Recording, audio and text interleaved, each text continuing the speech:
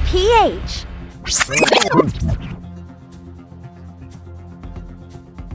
So yan po, magandang araw po sa inyong lahat. Luzon, Visayas, Mindanao, at meron na po tayong mga magandang tatalakayin. Ito po ay panoorin po natin ang video ni Saga ng mga mamamayan, no? Si Canelson, Kajen at si Senador Marcoleta. So, yung hindi pa po nakapag-subscribe sa ating channel, isang subscribe lang po, masaya na tayo.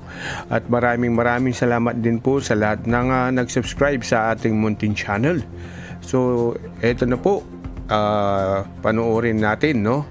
At hanggang sa dulo. Ganun po ang trend ngayon, Sen. Tayo naman kasi, Jen, alam mo, pag may ginagawa tayong isang bagay, hindi naman kaya natin ginagawa dahil gusto lang nating magpasaya ng tao. Hindi Opo. ganoon eh. Kung ano yung makakabuti, maring makapagpasaya sa iba, mainis yung iba, Opo. wala na akong magagawa doon. Basta ang importante magawa natin sapagkat ang pagkakaalam ko, yun ang tama. Yan. So, Yun po. Opo. Sa paggawa mo ng tama, kanya-kanyang opinion eh. Kanya-kanyang tingin eh. Mhm. Mali yan eh nga. Yan. Eh, nasa sa inyo po yun, pero pasensya na po. Ako naman eh, hindi naman po ako nagmamarunong. Yun lang po kasi pagkakaintindi ko na sa prinsipyo ko, sino ang palagay kong tama. Kaya po kung halimbawa, tumama sa inyong panlasa, salamat po. Yan. Oo. Pero kung sa inyo naman po ay hindi maganda, pasensyahan na lang po. Ayan. Sa aming mga Amerikano, Nelson, may kasabihan kami dyan eh. We cannot please everybody, no? Ganun kami. Ganun talaga. Sa mga Kastila naman, katulad ni Nelson, Opo, opo. no puede placer todos. Ayun. Yun naman ang yan ang ng buhay talaga. Kahit ano pang gawin mo. Tama. Yung mga taga-Inglaterra po, kung ipaparaphrase po natin yung sinabi ni Jen. Si Jen po kasi, San Francisco, California po yun. Opo, opo. Kaya lang may kabag-anak siyang taga-Inglaterra Yan. sa England. Opo. He who pleases everybody pleases nobody. Ayun. Tama, Kaya tama. ako po yung kaya ko lang gawin. Talagang doon lang po ako. Ganun lang kasimple, Jen. Wala nang iba. Huwag na natin gawing komplikado, Sen. No? Ganun lang kasimple yun. Parang pag sinabi mo, ito po uod. Kapag yung uod, pinaliwanagan mo pa, magiging komplikado lang yun. Yan. Pero kami ni Nelson, boss, Sen, ay uod na ako.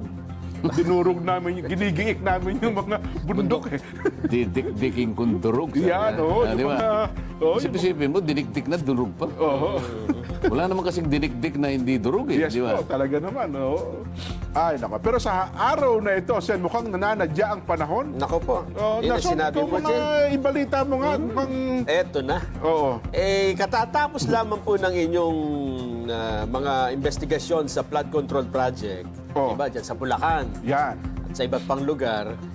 Kanina, ngayong hapon, baka nga hanggang ngayon sa mga sandaling ito ay grabe po naman ang pagbaha sa Metro Manila. Nako. Ayan, tinan mo, Palanan, Makati. Oh. Matinding bahay. Walang may bagyo ngayon, di ba? Yung isang. Ay, pero malayo. Pero malayo. Hindi apektado Metro Manila. At hindi bagyo ang dahilan nito, ha? Oho. Ayan naman sa, yung ulan hindi man ganun halos kalakas. Dito sa Quezon City. Oo. Pero sa ibang lugar, Nelson, malakas. Malakas. Opo. Pati pala yung City Hall ng Maynila, City Hall ng Maynila. Ayan, tinan mo. Oh. loob yan. Loob ng City Hall yan. Nakakalungkot, Jen. Opo. Ako, pagka ganyan ang nakikita ko, talagang, kahit sino naman, hindi sasaya dyan. Parang ikaw na ang nandyan eh. Kaya lang, kapag nakikita kong ganyan, may positibong bagay akong nakikita eh. Aha. Parang itong ganitong mga nangyayari ngayon, nagpapatunay lamang na talagang totoo yung gusto kong halukayin doon sa Blue Ribbon Committee. Parang siguro hindi lang makapagsalita ang tubig eh. Opo. Yung baha eh. Pero gusto niyang ipakita, May mensahe, Sen, no? ito po talaga. At pag hindi po nyo inayos yan, ngayon po nakikita nyo hanggang tuhod lang. Huwag na po ninyong pabayang maging galigig. Ako. Baka po hindi nyo na po kakayanin lahat yan. Totoo kayo, Sen, dahil ang baha na yan, alam mo po ba, ay umabot hanggang sa gate ng Senado, Jen. Ang problema, wala yatang ID, hindi nakapasok. Hanggang gate ng Senado, umabot po ang tubig kanina. Medyo mababa yung Sa Senado kasi may QR code. Pagka wala kang QR code, Ay, hindi makapasok. oh, Ayun. ay, hindi marunong kumuha ng QR code ang baha. Ay, hindi nakapasok. Nako. PA Gusto ko nyo. nga pasukin yun eh. Ayan. Para madramatize lang natin kung ano na ang problema na talagang hinaharap ng bansa natin. Akala nila kasi biro-biro na lang eh. Yun nga po. Kaya kung makikita ninyo yung pagganap ng tungkulin natin bilang chairman ng Blue Ribbon, sa totoo sa lawak ng hahalukayin, sa lawak ng pinsala Opo. ng pinag-uusapan natin, pinamagatan ko nga yung The Philippines Underwater. Nako. Oho. Talagang hindi ko nga alam kung saan ako mag-uumpisa eh. Sa totoo lang. Opo. Napakahirap, napakahirap. Eh, mabuti na nga lang, sir, bago kayo nagkaroon ng hearing, nag-inspeksyon na ang Pangulo, kaya parang nagkaroon kayong ng jump-off point, di ba? Doon na lang ako muna Yun. bumase Yan. para merong starting point. Opo. At talagang, tinatanong ko naman silang isa-isa. Babanggitin ko ang mga initial findings ng Pangulo Yan. at sabihin nyo sa akin kung kumokontra kayo. Kung may mali ba dito, o kontra ba kayo? Di sinabi ko, dito, lumalabas sa initial na obserbasyon ng Pangulo ay sa dinami-dami ng perang ginamit natin sa mga flood control projects, doon sa kanyang datos na ibinigay, Opo. 545 billion pesos, 15 lang ang halos.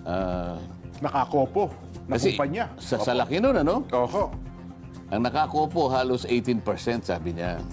Pero kasi ang taya ng Pangulo nagmula ng 2022 hanggang 2024 lang.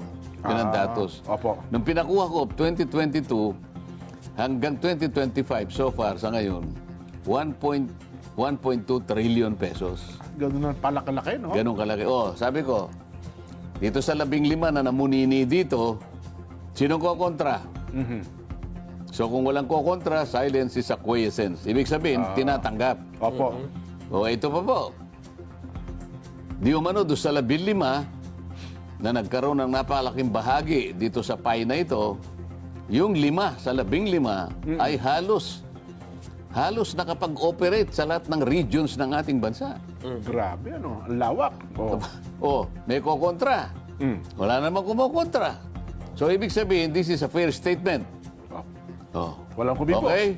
So silence is acquiescence. Aha. Tinatanggap natin, di ba? Ito na naman, isa pang obserbasyon. Sang-ayon sa datos ng ahensya na may kinalaman sa pagtatalaga ng mga lugar na flood prone,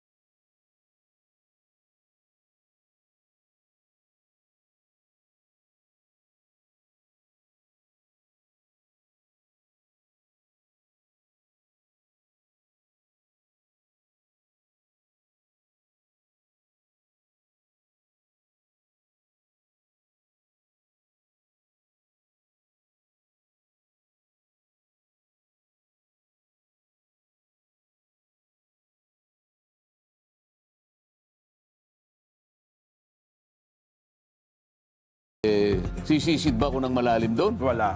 Hindi na. Palagay ko kahit na kamaro lang, pwede kong gamitin. Alam mo ba yung kamaro, Nelson? Opo. Sisid kamaro lang. Oho. Litaw pa ang ulo nun. Oo. Pagka-sisid camera. Yan sa mga nakikinig po. Alam na po nyo kung ano yung kamaro. Sisid kamaro lang ang gagawin. Lilitaw po lahat yan.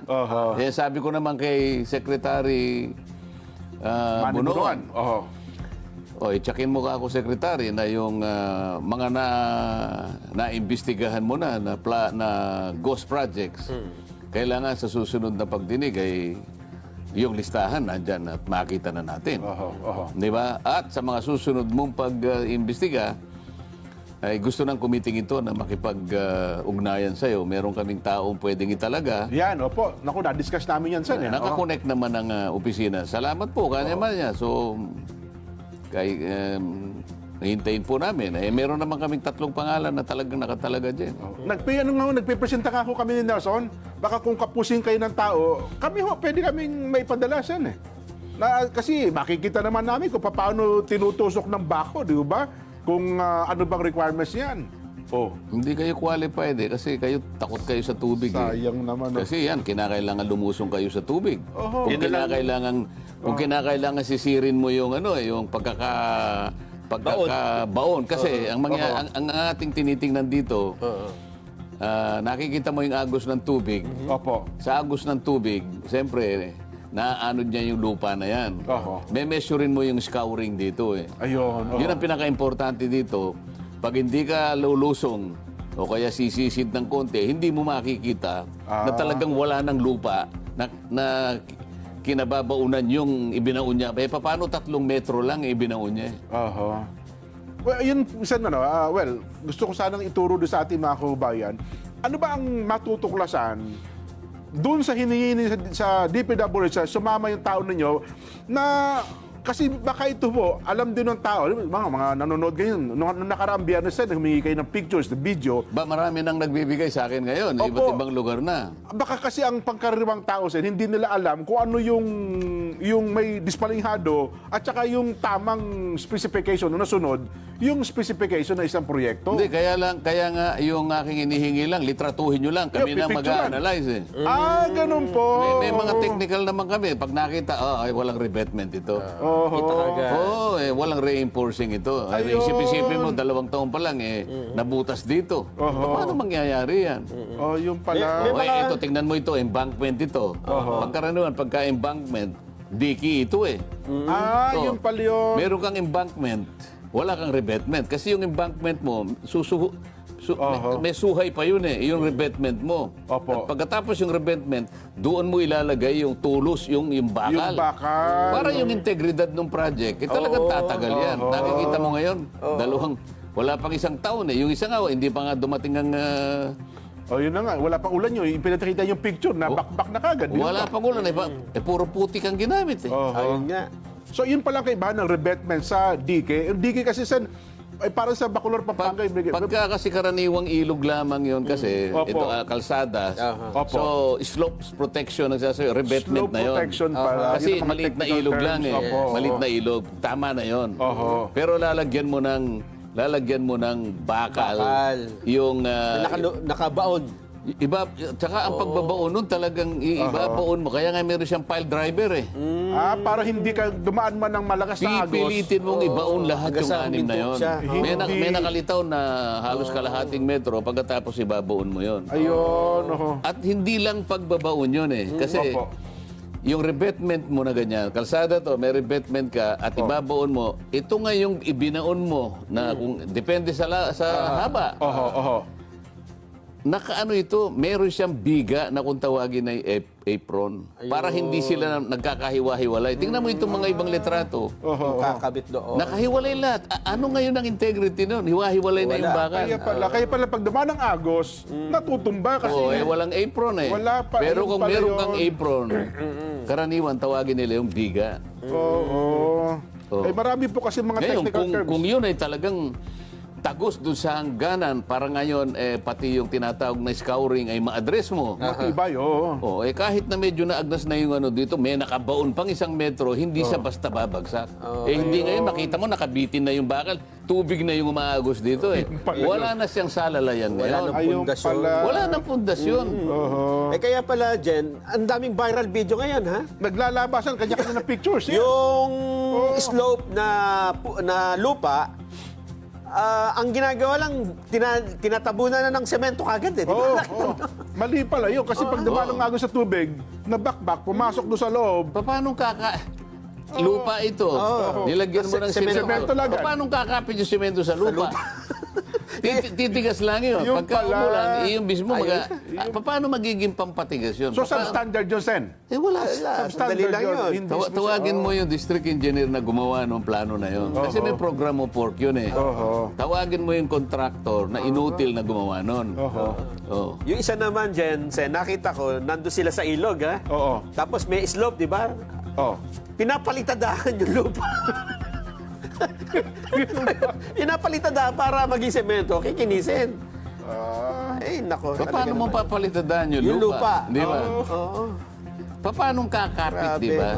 Oo. Ang semento, kung tawagin nila yan, plasterer. Plasterer. O kaya lang, sa mga building nakikita mo, talagang may hollow blocks. Ito halimbawa to, Sen. O, yan, o.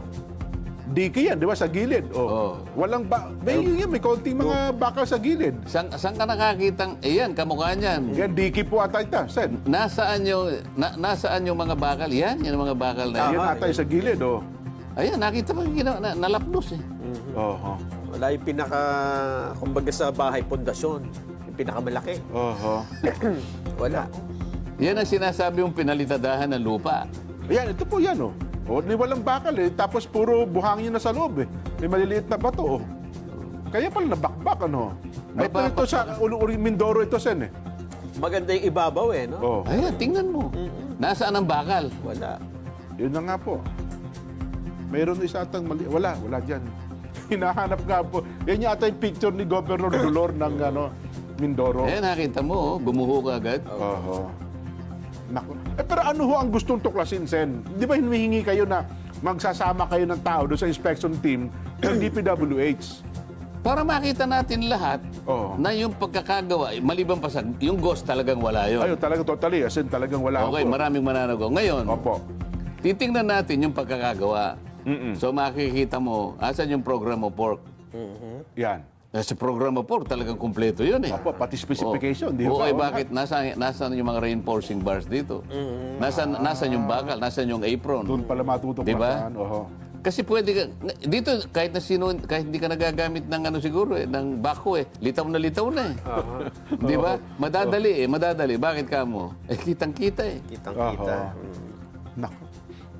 Yun pala. So, ang ating mga pangkaraniwang mamamayan, Sen, madali pala makatutulong at madali na lang matutuklasan kung ang isang proyekto, unang substandard. Ang sinasabi natin, Opo.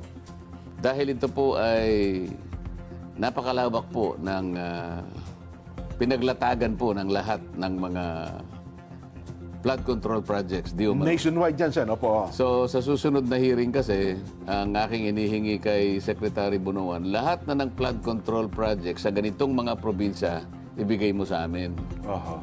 para makita natin. Kasi naka-geotag naman yan. Makikita natin yan kung may nangyari o wala. Ayun. Tapos titingnan natin yung kalidad ng pagkakagawa. Opo. Kung saan ayon dun sa program of work, may program of work yan eh. Pagkatapos yung specification ng mga materyales, madali naman eh. Opo. So pag binungkal mo ng konti, wala naman ay kawayan. Paano makawayan ang nilagay mo? Ito naman, wala man lang. O dililista na natin, talaga sa laula ang pagkakagawa. Ayun. Papapanagutin mo lahat ngayon. Sino ang kontraktor? Bakit pinayagan ng DE? Yung mga project engineers nasaan? Yung mga project managers nasaan? Oho. Hindi ba? Ayun. At saka, kayo na ng tuklasan ng Pangulo, Sen, ha? Iniulat, completed, nakapagbayad. As in totally ghost. Kaya ang pinitataka nila, paano nakapagbayad? Paano na-aprobahan ng tauhan ng COA sa Phil? Hindi lamang yan. Alam mo, yung mas malalim dyan. Oho. Ang kontraktor mismo, yung district engineer. Oh, So, tingnan mo district engineer ang kontrata sabi ko. may sariling kumpanya po siya, gano'n? Hindi, hihiram siya ng hihiram siya ng lisensya. okay. Kaya isa sa 15 dyan, nagamit. Okay? Kaya magtuturuan na yan eh. Tingnan mo. DE ka, alam niya Second Engineering District. Opo. Sabihin na natin, ex-province. Yan, Yung enterprising na district engineer. Kung nyari ikaw dyan, ikaw si Saint Legacy. Timothy. Si Legacy, Si Nelson naman, si St. Timothy. Ayan, Pahihiram mo pahihiram mo. Oo. Okay, bakit mo pahihiram? Kunyari si Nelson, ano ka na? Legacy. Legacy. Ako na lang yung kirante. Hindi. Oh. Legacy ka. Legacy. Ikaw si St. Timothy, Timothy. Okay. Sabi ni Nelson, pahiram ko dahil unang-una, kahit hindi ako nagtatrabaho, parang naipakikita ko, nagtatrabaho ako. Kasi may kinalaman yan sa pagre-renew ng aking lisensya. Yes. Kasi kapag wala akong nagawang mga trabaho May project sa loob ka. ng isang taon, maaaring makancel ang aking lisensya. Kaya ma-downgrade. Sa mga dito, hindi na nga ako nagtatrabaho, Kumikita pa. kikita pa ako ng 5% na Royalty royalty. fee. Walang pagod. Tama. Yes po. Ngayon, sa dami ngayon ng pagpapahiram ko, dahil masipag magpahiram itong si Nelson. Ano ka na? Legacy. Pinamamalengke niya. Ito. Pinamamalengke. Naparami niya ngayon yung yung pagpapahiram. Opo. Palagay mo na pahiram mo na 10 beses. Nako. Pagka nag-a-apply ka ngayon, i-upgrade mo lisensya mo sa Philippine Contractors Accreditation Board. Yung pick-up. Yes po. Isipin mo, category B, naging quadruple A. Sa dami ng nagawa sa niya. dami Pero ng sa parang- totoo lang, wala Walang siyang ginagawa. ginawa. Papel lang pala pinahiram. Papel lang ang pinahiram. Ayun. Actually, hardware lang yung negosyo. Pero babasahin mo yung pananagutan mo at saka yung kabawalan sa'yo. Pagka nakuha mo yung lisensya, merong kang merong kang pagsisikapang gawin at merong kabawalan doon. Isa yun sa pagpapahiram, hindi pwede. Bawal. Bawal. Pero practice yan, Sen. Practice Bakit naman. ba? Pagka pinapractice ba, okay na? Ang nangyari kasi Yun lang. dahil sa matagalang practice, akala mo tama na. Ayun na nga po. Yun ang akala mo marami, Sen. Akala nila kasi legal yun. Iwanan kita dyan. Kunwari, ikaw naman ang district engineer. Yan. Naku. Dahil sa Kapito-pito ko ngayon. May project sa distrito ko. merong merong district engineer ngayon na pinakita sa akin ang mga litrato. Isip-isipin mong nagberte. Puro model ang mga kasama niya, no? Nasa isang isang magarang sasakyang Parang artista band, ganun. pagkatapos makikita mo yung lugar, pati pagkain talagang. Pati yung motor, pati yung bisikleta niyang mga mountain bike na tigi 1 milyon ang isa. Bike pa lang ho yun, ha? District engineer lang ito, ha? Okay, ngayon. Bakit siya nakakaginhawa na bakit siya kumikita ng marami? District engineer siya. Siya yung gagawa ngayon. Merong equipment ng district. Okay. Opo, gamit ng gobyerno yun. Gamit ng Opo. gobyerno, gasolina ng gobyerno, taong gobyerno, lahat ng resources ng gobyerno. Pagkatapos siya yung gumawa ng program of work. Pagkatapos siya yung mangungulekta. Nako. Siya ang bagman. Nako. Sabi niya, sir, ito po yung bahagi po ninyo, sir. Distribute. Ganon. Anong klaseng... Kaya sinasabi ko sa kanila, ako hindi ko kayo bibiruin sa sinasabi ko sa kanila. Huwag kayong mag-i-smarte rito. Pareho tayong walang smarte rito. Magtapatan tayo, sumagot kayo sang-ayon sa tinatanong ko, di ba? Opo. Yun lang, ganun lang Pala kasimple. yun. Pero di ba, Sen, ang district, mayroong limit lang ang parang may di ba? Kung district ka, ito lang ang presyo mo. Tapos kapag ka malaki, parang 150 million, 150 million pataas, sa regional director, etc., hanggang national. Ba't nakukuha po nung district engineer yung... Ini-split nila eh. Splitting of contracts, bawal na naman yun. Hinihiwa-hiwalay. Kunyari, Hati-hati. 500 million yun. Opo. Gagawin niya 50 million, 50 million, 50 million. 10. Kaya pala nagtataka din Kaya ang pala Pangulo. nagkakaroon ng Bakit bawat pare-pareho? barangay, pare-pareho ng presyo. Ini-split lang. Para maiwasan na maabot kung may- yung threshold. Kung minsan naman, dahil nga hindi po pwede sa kanya, dahil hanggang 100 lang siya, o 150. Yun namang enterprising na congressman. Pupunta sa DPWH. Gagawa siya ng sulat doon. Boss, kailangan ko nga niyang ganito, ganyan. Pe-pressure niya yung ganito. Sige, si Yusek naman, siyempre, congressman yan. Siyempre, Ganyan. So makikita natin kung sino-sino Nako. ang lahat ng mga katauhan na gumanap ng sari-saring papel para sa ganun po yung pera ng Pilipino ay maisabulsa nilang lahat. Ayan. Nako, isang bagay sa ng kasi dahil doon sa thread, marami po social media, ang lagi nilang sinasabi, Sen Dante, may mangyayari ba naman dyan? Kasi ang dami na po namin napakinggang Investigasyon. ng Blue Ribbon, lahat na ng klase ng Wala ribbon. naman napala, di ba? Lahat na po ng klase. Bibigyan na kita muna ng sample. Ha? Sige nga.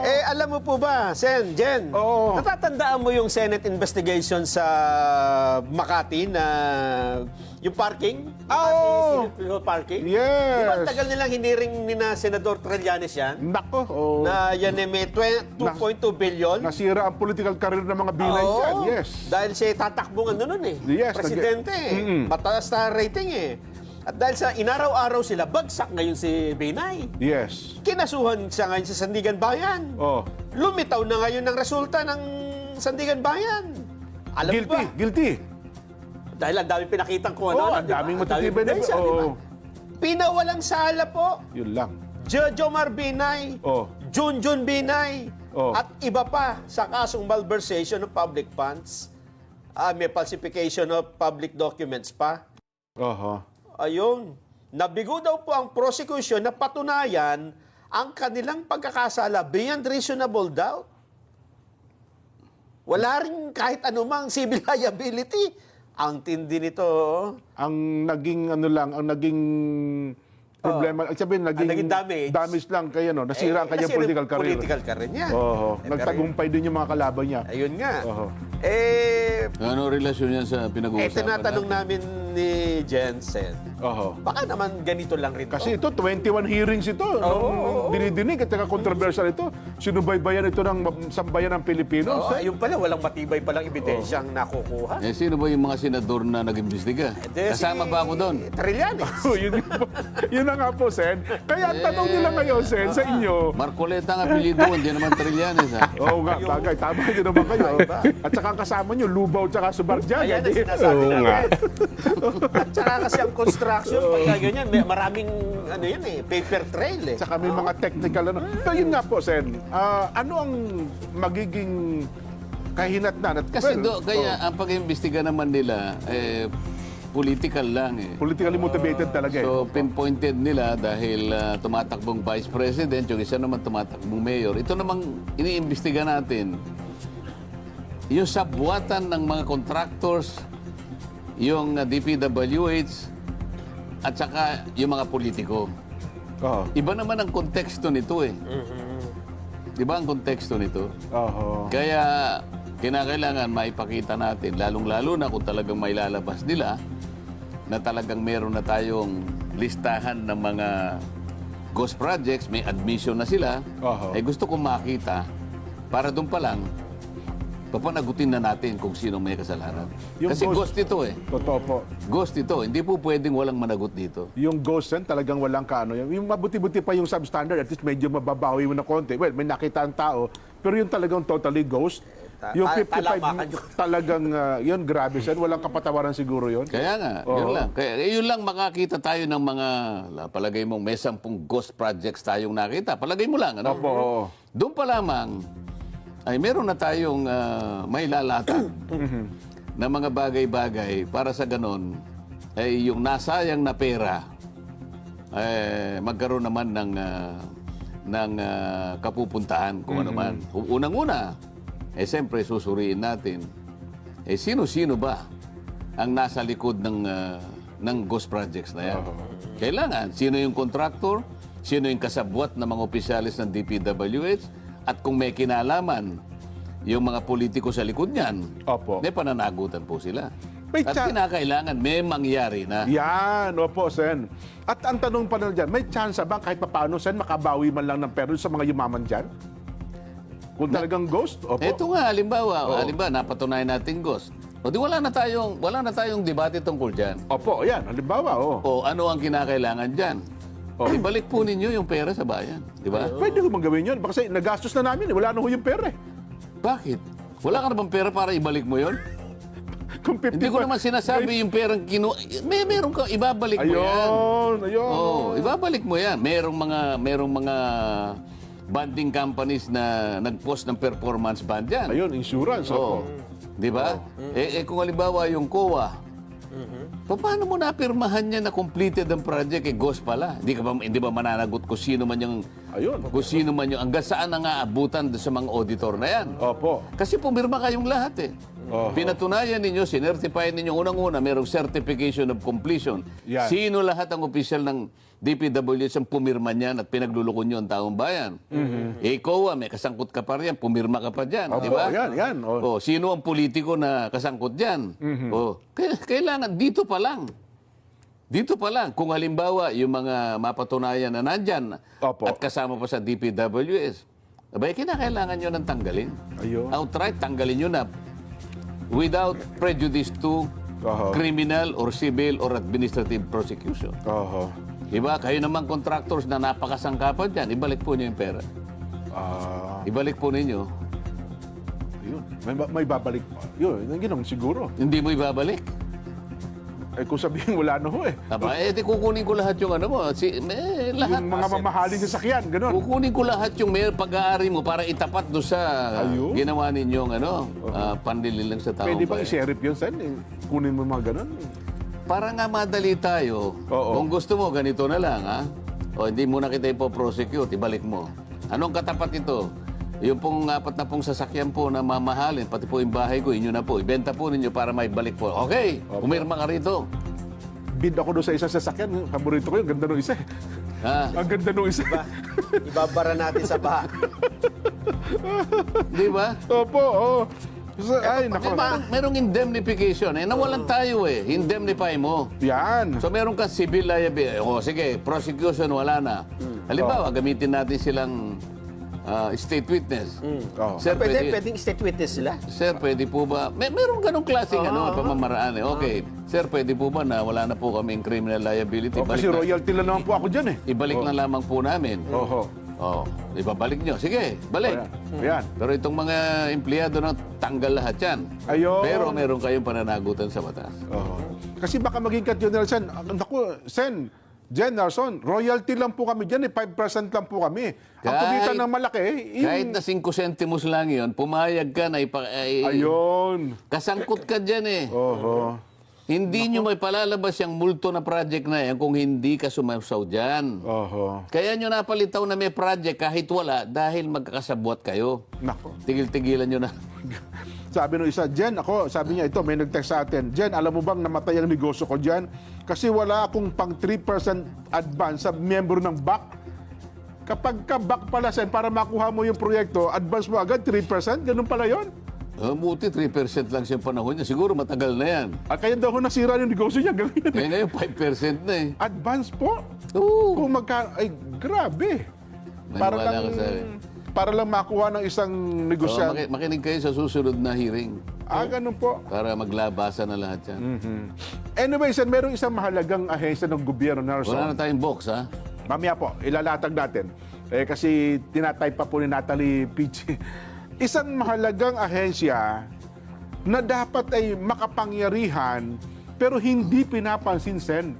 Yun hong unang hearing na binanggit ninyo, River Basin Control Office.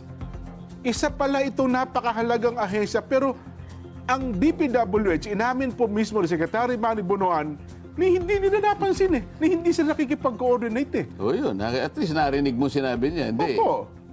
At mukhang yun namang ahensya, hindi rin naman kumikibo, Sen. Doon pala sa executive order na nilatag ninyo, Kaya nga sa susunod na hearing, sasabihin ko, tanggalin nyo na yung opisina na yan. ano ba? Hindi ba dapat palakasin na lang natin? Kasi, Hindi, tanggalin mo, wala namang ginagawa talaga. Naku po. Wala. As in, wala. hindi, kung ako naman, Sen, baka naman kung i-activate natin, dahil ng tao. Wala talaga. Tanggalin. Kaibigan namin ni Nelson yung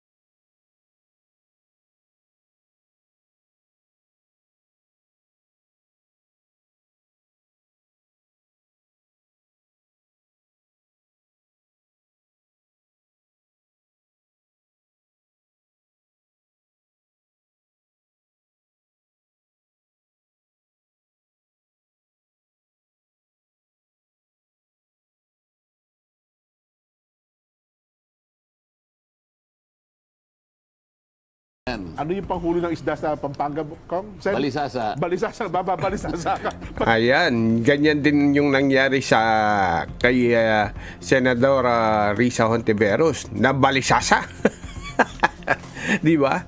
Balisasa pala. Yan ang tawag, di ba? So, kaya yung mga contractor, engineer, contractors, DPWH, yan. So, hinay-hinay po pag sa Senate Blue Ribbon Committee, harap na kayo ng mga attorney nyo. Sigurado mahihirapan kayo dyan kay attorney Senador Attorney Marcoleta. Kamali ang sagot mo. At sila pala talagang inautusan Makapangyarihan nga yung opisina na yan. sa Nasaan flood control project. Basahin mo yung mandato para maintindihan ng mga kababayan natin. Nandyan eh. Tingnan mo yung nasa kundi pangalawa, pangatlo, pang-apat na whereas. Basahin Eto. mo. Mandates that the Department of Environment and Natural Tagalog, Resources, Tagalog mo na. Pa-English ka pa eh. the primary government agency. Oo. Oh, ano? Ayun, primary government agency. Oh, ano? Pangunahing ahensya ng gobyerno. Na? Na? Responsible for the conservation, management, and development of the county's environment and natural resources, as well as their proper use, and shall ensure the equitable sharing of the benefits derived Hindi therefrom. hindi yan. Mali ka sa binabasa mo. Ito, yung kasunod. Oh, yan. Sen, there are existing river basin and flood control project that should be rationalized into the integrated Mali pa river rin basin yan. development. Ano yung executive order na binabasa mo? 816 ito. Hindi, yung Sen. 510 ang basahin mo. Ayun na una. Oo. Ayun na una. Executive order Nauna yung 510. 800, nauna yung 510. 510 muna Hindi na, tayo sir. magkaintindihan eh. Habang hinahanap mo. Sige, habang hinahanap Wala mo. ako ng 500 eh. Hanapin mo. O, sige, ikaw. Ang punto ko, Sen, itong ahensyang ito ay binaliwalaan na matagal. Baka naman kung bibigyan natin sa pamamagitan po ng Blue Ribbon, sa pamamagitan niyo po, baka naman mapasigla natin, may nasave tayong ahensya ng gobyerno. May structure Sa halip na eh. na buwagin natin, Sen. May structure na Eh, wala siya. patay na eh. Paano mong mabubuhay yung patay? Oho. Sa tingin ko patay. Ganun ho ba? Wala talaga. Hindi na ho pwedeng ma-revive. Baka ma-CPR ko, mabuhay man lang. Kawawa din naman eh. Una, Kung ikaw ang bumubuhay, kasi Opo. isipin mo, si Lazaro, kaya siya nabuhay, tatlong araw pa lang napatay eh. opo, ito pala matagal. 206. Oho. Ano 2006. Ano na tayo ngayon? 2025. O ilang taon na nakararaan? Oo nga pala. Mabubuhay mo pa yan. Baka ni Buto, hindi na natin makikita dyan. Kung halimbawa, 1 week pa lang, Oho.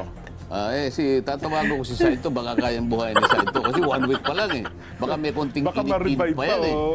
Hindi kasi naalala ko, Sen, noong sa pagdinig ng kamera, nung nasa kamera pa po kayo, minsan na ninyong natalakay yan eh. Isibihin, dapat ng mga panahon na yon, sana ang DNR, binuhay naman lang sana, at napakahalaga pala ng papel ng ahensya, ng opisina na yan. Di ho ba? Wala ano. Wala ho ba talaga? Dapat tanggalin na lang yan. Ginagawang parkingan lang yan ng kung ano-ano. Ah, ganon? Ako na lang ilagay nyo dyan, Seth. Baka mabuhay ko po ng konti. Ano ba gagawin? Mag-monitor lang naman ata, Nelson eh. Di ba? Ano ba gagawin yan? Gagawa ka ng isang comprehensive plan. Oh. Ikaw ang magmamanage ng flood control. Meron kang plano. Opo. Basahin mo yung whereas. Power and function of the River Basin Control Office. Ito na yung EO 510. Sen. Oh, Yan, opo. 510 Yun. pala siya. Tingnan mo yung Nakita whereas. rin. Baka nakikinig po yung mga taga-DNR. Isa ho na... Nakina ko na. Oh. Buhayin natin itong ahensyang ito. Ako talaga yan eh. Umaasa ako mabuhay ito eh. River Basin. No, importante yan. Para maiwasan na yung ano. Tsaka para bumuo ka ng isang ganyang opisina, Nelson, at powered ng isang executive order, Aha. di ba? Panahon pala ni Gloria Macapagal-Arroyo. Oh, kaya binuo yan kasi may nakitang problema at kung noon pa pala gumagana yan at buong higpit na minomonitor, baka ho kahit paano, baka ang Pasig River na-resolve siguro natin. Gumandaan. Sa dami po ng mga major rivers sa Pilipinas, Ito, ayo. yan. Whereas there are areas in the country which have no major river basins but which have nevertheless been vulnerable to major flooding and landslides and therefore need to be included in a master plan for flood control. Master plan. Master plan pa pala sa flood control. Opo. Oo. Whereas there are existing and planned river basin projects that should be rationalized into a master plan for flood control. Oho. O, isip-isipin mo yan. Ito yung gawain niya eh. Oho. Pagkatapos Parang hindi kumikibungasin eh. Pero isabihin ko ang head ang niyan. pinipilit ni Secretary Bonoan, meron siyang separate comprehensive plan for 18 regions. Ito yung 18 river basins.